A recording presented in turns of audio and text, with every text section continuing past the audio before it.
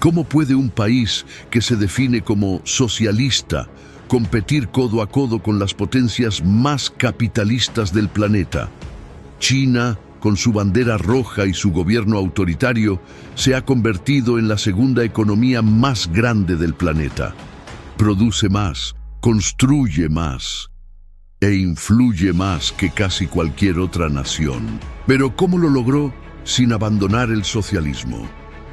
¿Y qué secretos esconde este modelo que mezcla represión política con eficiencia económica? La historia que estás por conocer no es una teoría, es un rompecabezas real, un sistema híbrido que ha desafiado todas las predicciones y que aún podría colapsar desde dentro. Pero antes de sumergirnos en esta historia que parece sacada de una novela, suscríbete al canal y cuéntanos en los comentarios qué otra civilización o época te gustaría explorar. Empezamos. Para comprender el ascenso de China como superpotencia, primero hay que aceptar una paradoja. El país que alguna vez abolió la propiedad privada, hoy alberga multimillonarios. El régimen que prometió igualdad social, hoy produce desigualdades regionales colosales. Y el Estado que combatía el mercado, hoy lo dirige con precisión quirúrgica. En apariencia, China sigue siendo comunista. Un solo partido político, control estricto sobre la prensa, represión de la disidencia y un discurso oficial que habla de prosperidad común. Pero al mirar más de cerca, descubrimos rascacielos financiados por capital privado, zonas económicas diseñadas para atraer inversión extranjera y startups tecnológicas que compiten con Silicon Valley. Este contraste entre ideología declarada y práctica real ha desconcertado a observadores durante décadas. Algunos lo llaman socialismo de mercado, otros capitalismo de Estado. Pero quizás, más que una etiqueta ideológica, lo que define a China es su pragmatismo brutal, su capacidad de mutar sin perder el control. En este capítulo no buscamos resolver esa paradoja. La dejamos abierta, latente, porque para entender cómo China se transformó de un país rural y empobrecido en una potencia global, primero hay que mirar hacia atrás, hacia una época en que el dogma era más importante que la comida y la revolución, más urgente que el desarrollo. En la década de 1950, el Partido Comunista Chino, recién llegado al poder, prometía un futuro sin pobreza, sin opresión y sin desigualdad. Bajo el liderazgo de Mao Zedong, la revolución debía alcanzar no solo la esfera política, sino cada rincón de la vida social, económica y cultural. El problema fue el método.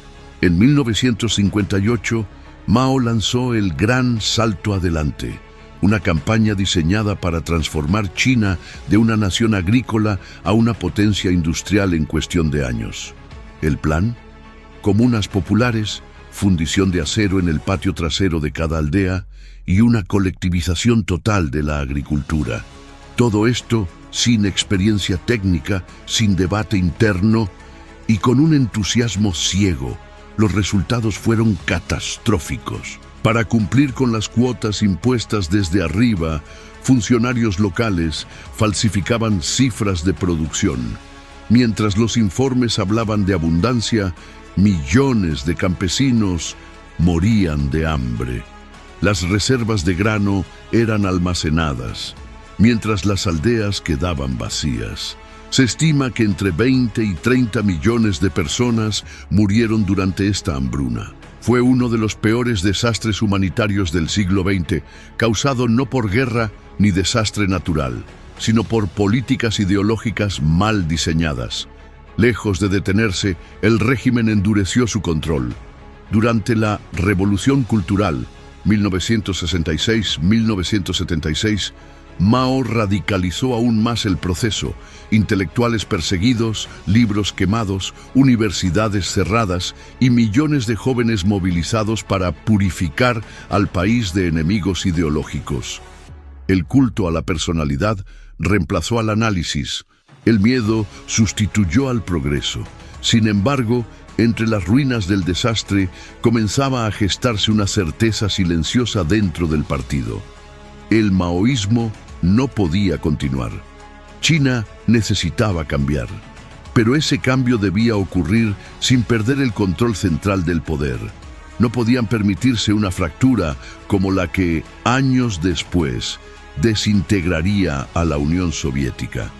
El colapso no llegó, pero estuvo cerca, y esa cercanía marcó profundamente a quienes asumirían el liderazgo tras la muerte de Mao. En 1978, China estaba exhausta. Una población empobrecida, un aparato productivo disfuncional y una élite política traumatizada por años de purgas internas. Fue entonces cuando un hombre pequeño, de voz suave, pero ideas firmes, tomó el timón del país. Su nombre, Deng Xiaoping. A diferencia de Mao, Deng no creía en revoluciones eternas ni en eslogans incendiarios. Su mirada era pragmática. Sabía que el partido debía conservar el poder, pero que para hacerlo tenía que entregar resultados. Comida en la mesa, trabajo en las fábricas, esperanza en el horizonte. Su frase más célebre lo resume todo. No importa de qué color sea el gato, con tal de que case ratones. Con esto, Deng justificaba algo que parecía impensable: permitir la propiedad privada, la inversión extranjera y la competencia de mercado, dentro de un régimen comunista. Las primeras reformas llegaron al campo. Se abolió la colectivización total y se introdujo el sistema de responsabilidad familiar. Los campesinos podían quedarse con lo que produjeran por encima de una cuota mínima y vender ese excedente en el mercado. El resultado fue inmediato. La producción agrícola se disparó. Luego vinieron las ciudades. En la costa este nacieron las zonas económicas especiales, espacios donde las reglas del capitalismo podían aplicarse con libertad: bajos impuestos, libre empresa y apertura al capital extranjero. Lugares como Shenzhen, que en 1980 era una aldea pescadora, se convertirían en metrópolis industriales en pocas décadas. Deng también envió señales claras al mundo. China no quería exportar revolución, sino atraer negocios. Invitó a empresas de Estados Unidos, Japón, Europa, a cambio de acceso al vasto mercado chino. Ofrecía algo irresistible: mano de obra barata, reglas flexibles y estabilidad política garantizada. Y para los emprendedores locales, Deng lanzó otro mensaje polémico: dejar que algunos se enriquezcan primero. Con eso, el partido abandonaba la igualdad absoluta como meta inmediata. En su lugar, priorizaba el crecimiento, aun si eso implicaba desigualdades temporales. El Partido Comunista no perdió el control, lo rediseñó. Cambió la lucha de clases por la lucha por el desarrollo. Cambió la revolución por la producción. Y aunque el discurso seguía hablando de socialismo, la práctica caminaba decididamente hacia el mercado. Fue un viraje audaz, uno que sentó las bases para que, en apenas una generación, China pasara de país agrario a potencia manufacturera. Si en 1978 China era mayoritariamente rural, en 2024 es una nación urbanizada, industrial y conectada con cada rincón del planeta. Pero esta transformación no fue mágica.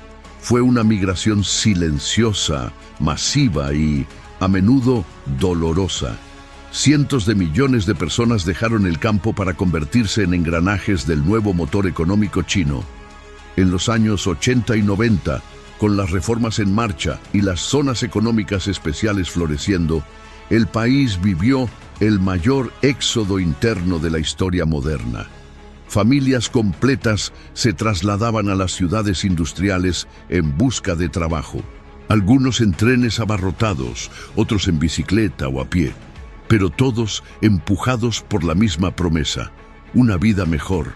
Ciudades como Shenzhen, Guangzhou o Suzhou se convirtieron en gigantes urbanos en cuestión de años. Fábricas surgían por miles. Los productos Made in China comenzaron a llenar los estantes del mundo entero, desde juguetes hasta electrodomésticos, desde textiles hasta componentes electrónicos. El planeta se vestía, comía y se comunicaba gracias al sudor de millones de trabajadores chinos. El secreto: un cóctel de condiciones difícil de replicar, salarios bajos, disciplina laboral, ausencia de sindicatos independientes y una burocracia que favorecía la eficiencia sobre la protesta. A cambio, millones de personas salieron de la pobreza extrema. Las ciudades se llenaron de rascacielos. Se construyeron autopistas, trenes bala, puertos y aeropuertos a un ritmo frenético. A partir del año 2001, con la entrada de China en la Organización Mundial del Comercio, el proceso se aceleró aún más. Las exportaciones chinas se multiplicaron. Las cadenas de suministro globales comenzaron a depender del país asiático como nunca antes. El resto del mundo miraba con asombro y con temor, porque China no solo producía barato, sino cada vez con mayor calidad. Y detrás de esa eficiencia estaba el modelo híbrido: mercado para competir, partido para controlar. El campesino que antes cultivaba arroz ahora ensamblaba teléfonos. Su hijo estudiaba ingeniería, su hija vendía por internet, y el partido observaba todo, con atención milimétrica. A estas alturas del siglo XXI, resulta imposible entender la economía global sin hablar de China. Pero también resulta imposible definir con claridad qué tipo de economía tiene China. ¿Es capitalista? ¿Es socialista? ¿Es una tercera cosa? La respuesta está en su estructura: una economía de mercado, con alavancas estatales profundamente arraigadas. Hoy, más del 90% de las empresas registradas en China son privadas. Hay competencia, innovación, consumidores exigentes y multimillonarios que encabezan rankings globales. Pero detrás de esta fachada de dinamismo, el Partido Comunista mantiene el control absoluto de los sectores estratégicos: energía, telecomunicaciones, finanzas, defensa, infraestructura. Esto permite al gobierno jugar un doble papel.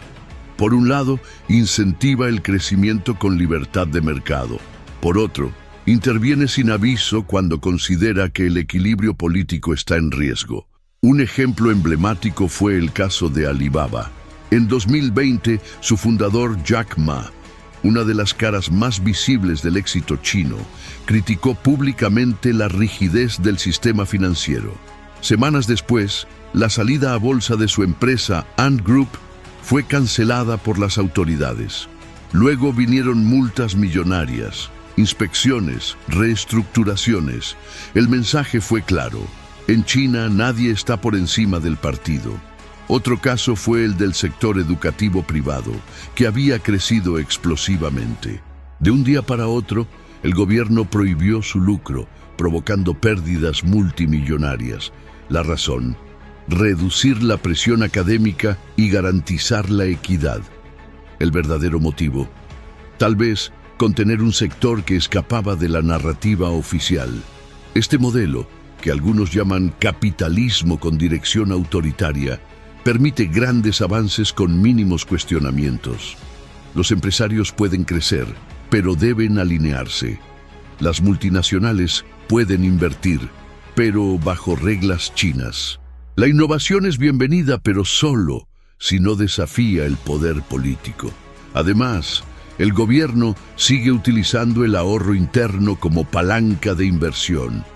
Los depósitos de la población alimentan proyectos colosales de infraestructura, como trenes de alta velocidad, represas, zonas industriales y expansión urbana. El resultado: una economía vibrante en lo superficial, pero vertical en su arquitectura. Una mezcla de dinamismo y control, de apertura calculada y vigilancia permanente. Cuando la Unión Soviética colapsó en 1991, muchos predijeron que China seguiría el mismo camino. Después de todo, Ambos eran estados unipartidistas, con economías planificadas y una historia compartida de represión política. Pero la historia tomó un rumbo distinto. Mientras Moscú se desmoronaba, Pekín prosperaba. ¿Por qué? La primera gran diferencia fue el ritmo de las reformas. Mikhail Gorbachev intentó liberalizar todo al mismo tiempo: precios, elecciones, partidos, prensa. El resultado fue caos económico, pérdida de control político y desintegración territorial. En cambio, China optó por una liberalización escalonada, parcial y controlada desde arriba. Primero el campo, luego las ciudades. Primero en zonas piloto, luego a nivel nacional. Nunca se soltó todo al mismo tiempo. El segundo factor fue la demografía. Entre 1980 y 2010, China disfrutó de una población joven, numerosa y dispuesta a migrar. Una fuerza laboral abundante y barata que impulsó el crecimiento sin generar tensiones explosivas. Un bono demográfico que Rusia, en cambio, nunca llegó a aprovechar del mismo modo. El tercer elemento fue la integración global. Mientras la URSS mantenía una economía cerrada y militarizada, China se abrió al mundo con pragmatismo quirúrgico. Permitió inversión extranjera, se insertó en cadenas globales de valor y ofreció estabilidad a los grandes capitales a cambio de transferencia tecnológica. Las empresas occidentales encontraron en China un socio tan lucrativo como disciplinado. El cuarto punto fue la cultura del ahorro. La población china, acostumbrada a la escasez, desarrolló hábitos de ahorro extremo. Ese capital fue canalizado por el Estado hacia megaproyectos de infraestructura, en lugar de depender de deuda externa. Se construyeron ciudades, ferrocarriles, represas, puertos, a un ritmo y escala sin precedentes. Y finalmente, el autoritarismo estable. A diferencia de la URSS en sus últimos años, donde el pluralismo incipiente desató pugnas internas, el Partido Comunista Chino evitó cualquier apertura política significativa. No hay elecciones libres, no hay prensa independiente, no hay disidencia tolerada. Para los inversores internacionales, esta certeza autoritaria se tradujo en bajo riesgo político, aunque al costo de enormes restricciones en derechos civiles. En resumen, China aprendió del colapso soviético sin renunciar al control. Reformó sin rendirse, se abrió sin desintegrarse y usó el fracaso ajeno como mapa de ruta para rediseñar su destino. Toda gran historia de éxito tiene su lado oscuro, y el caso chino no es la excepción. Detrás del crecimiento vertiginoso, del orgullo nacional y de los récords económicos, se esconden tensiones estructurales que amenazan con desestabilizar el modelo. La primera gran sombra es el poder concentrado. A pesar del dinamismo económico, todas las decisiones estratégicas siguen bajo control del Comité Central del Partido Comunista. No existe separación de poderes, ni prensa libre, ni sindicatos independientes. La disidencia política no es tolerada. Activistas, periodistas y empresarios críticos pueden desaparecer de la vida pública o literalmente desaparecer. La segunda sombra es la deuda oculta y la burbuja inmobiliaria. Durante años, el crecimiento chino estuvo impulsado por inversiones masivas en construcción, edificios, autopistas, zonas industriales. Empresas como Evergrande se endeudaron hasta niveles insostenibles. Cuando la burbuja estalló, el Estado intervino. Pero el daño ya estaba hecho. Millones de ciudadanos tienen sus ahorros atrapados en propiedades que valen menos de lo prometido. El tercero es el envejecimiento poblacional. La política del hijo único, aplicada durante décadas, ha generado un desequilibrio demográfico alarmante. Para 2035, se espera que un tercio de la población tenga más de 60 años. Eso implica presión sobre el sistema de salud, pensiones y una fuerza laboral que se reduce mientras aumentan los dependientes. El cuarto elemento es la inestabilidad regulatoria. Cada vez que un sector económico crece demasiado o amenaza con contradecir la narrativa oficial, el partido cambia las reglas del juego. Lo vimos con el sector educativo, los videojuegos, la tecnología financiera. Estas medidas pueden parecer justas desde el discurso prosperidad común, equilibrio social, pero generan incertidumbre empresarial y frenan la innovación. Por último, está la dependencia de insumos críticos. Aunque China lidera muchas industrias, aún depende de importaciones clave, semiconductores, minerales estratégicos, maquinaria avanzada. El propio gobierno ha impuesto controles de exportación como medida de presión geopolítica, pero eso también revela una vulnerabilidad estructural. Así, el modelo chino camina sobre una cuerda tensa, crece con velocidad, pero acumula tensiones, concentra poder, pero alimenta desequilibrios, controla la economía, pero a costa de la flexibilidad.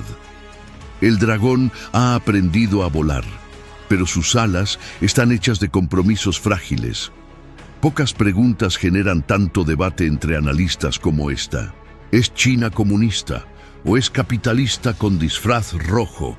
¿Es una mutación única o una contradicción que simplemente funciona por ahora?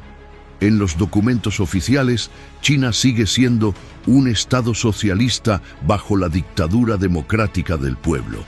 El Partido Comunista gobierna con base en el marxismo-leninismo y asegura que su objetivo último es alcanzar el comunismo. Sin embargo, en la práctica, el país opera bajo una lógica marcadamente capitalista: incentivos de mercado, propiedad privada, competencia empresarial, acumulación de riqueza. ¿Cómo se concilia esta paradoja? La respuesta del régimen es una fórmula ideológica: socialismo con características chinas.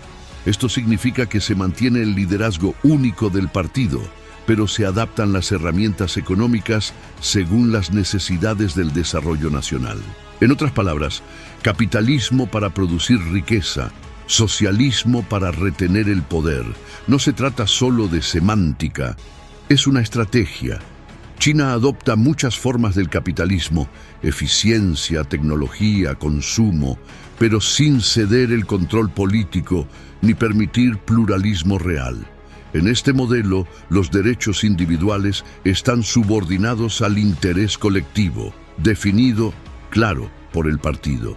Incluso los magnates empresariales más poderosos, como Jack Ma o Ren Zhengfei, saben que su éxito está condicionado por su alineación con la línea oficial. La riqueza es tolerada, pero solo mientras no desafíe la autoridad central. Esta ambigüedad ha desconcertado a Occidente durante décadas. Mientras algunos celebran el milagro económico chino, otros lo señalan como un ejemplo de capitalismo autoritario que podría inspirar a regímenes iliberales en otras partes del mundo. Pero tal vez el error esté en querer etiquetar a China según categorías rígidas. Más que un sistema ideológico, lo que define a China es su capacidad para adaptarse, combinar y controlar. No es comunista, no es capitalista, es China.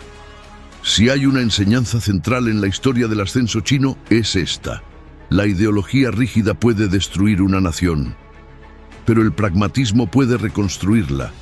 China no abandonó su narrativa socialista, la adaptó, la estiró, la transformó en una herramienta flexible, capaz de justificar reformas profundas sin renunciar al poder político. Cuando el modelo maoísta fracasó, muchos esperaban una ruptura total, pero el partido decidió reformar sin desmontarse. Cambió la lucha de clases por la lucha por el desarrollo, cambió los manuales por experimentos y, lo más importante, cambió el dogma por resultados. Esa capacidad de adaptación, tan inusual en un régimen autoritario, es lo que ha mantenido a China en pie mientras otros sistemas colapsaban. El crecimiento económico masivo no solo legitimó al partido, sino que creó una especie de contrato social no escrito. Tú mejoras tu nivel de vida y a cambio no cuestionas al poder. Pero este contrato tiene una cláusula implícita. Mientras haya crecimiento, hay estabilidad. Si el crecimiento se detiene, las tensiones acumuladas podrían estallar. El autoritarismo puede ser eficiente hasta que deja de serlo. La ausencia de canales legítimos de protesta, de prensa libre o de alternancia política puede volverse un problema si las expectativas sociales no se cumplen. Otra lección poderosa: no existe un modelo único de desarrollo. Occidente tendió a pensar que el progreso económico iba de la mano con la democratización liberal. China demostró que no siempre es así, que es posible crecer bajo un régimen autoritario, que la apertura económica no garantiza apertura política. Y sin embargo, este éxito tiene un precio. El Estado chino ha construido una máquina impresionante, pero también frágil. Depende de un delicado equilibrio entre control y dinamismo, entre represión y resultados, entre libertad económica y obediencia política. China es, al mismo tiempo, un milagro económico y un experimento político en tensión permanente. Hoy, China es una potencia global. Su economía es la segunda más grande del mundo. Sus ciudades deslumbran con tecnología, infraestructura y velocidad. Sus empresas compiten con las más avanzadas del planeta. Su influencia geopolítica crece en Asia, África, América Latina y hasta en los corazones de las democracias liberales. El modelo chino ha funcionado hasta ahora, pero su éxito se apoya en condiciones que no son eternas. Una demografía que ya se invierte, una base exportadora cada vez más presionada por la automatización y la relocalización industrial, y un entorno internacional más hostil, donde la desconfianza hacia China aumenta. Además, el control excesivo tiene límites. Un Estado que todo lo regula, todo lo vigila y todo lo decide, puede ser ágil en emergencias, pero también lento para innovar, rígido frente a crisis inesperadas y vulnerable a errores no corregidos por falta de voces críticas. ¿Será China el modelo del futuro? Porque, al final, el verdadero desafío chino no es solo mantener su crecimiento, es demostrar que un sistema construido sobre el pragmatismo, pero sin pluralismo, puede sobrevivir a largo plazo. China no se rompió como otros experimentos comunistas, porque aprendió a tiempo, abrazó el mercado sin renunciar al control, creció a una velocidad histórica sin copiar ningún modelo, y lo hizo a su manera, con disciplina autoritaria, capitalismo vigilado y adaptación constante. Pero el éxito de hoy no garantiza el mañana. El dragón ha despertado, pero el mundo aún no sabe si está viendo a un nuevo líder global o a una criatura poderosa con pies de barro. Gracias por haber visto hasta aquí. Si te gustó este video y te apasiona este tipo de contenido, suscríbete al canal para no perderte los próximos videos y descubrir más historias fascinantes. Nos vemos en el próximo video.